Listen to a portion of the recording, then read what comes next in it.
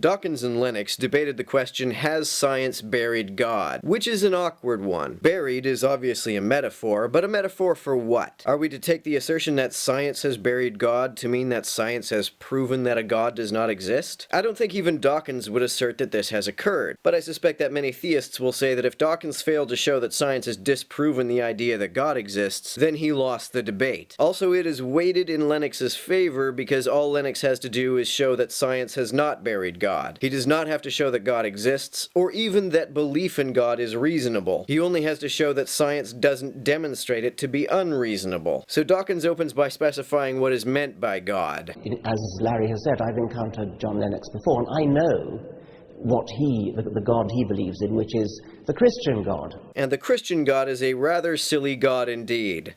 He believes that the creator of the universe, the God who devised the laws of physics, the laws of mathematics, the physical constants, who devised the parsecs of space, billions of light years of space, billions of years of time, that this paragon of physical science, this genius of mathematics, couldn't think of a better way to rid the world of sin than to come to this little speck of cosmic dust and have himself tortured and executed so that he could forgive himself.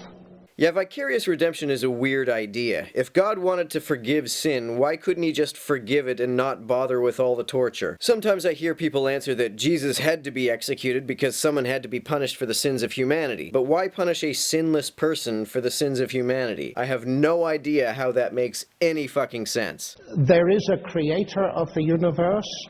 He created it, but he's not just a force, he's a person. And we are persons created in his image. What the fuck does that mean? The universe is rationally intelligible because there's a creator God behind it.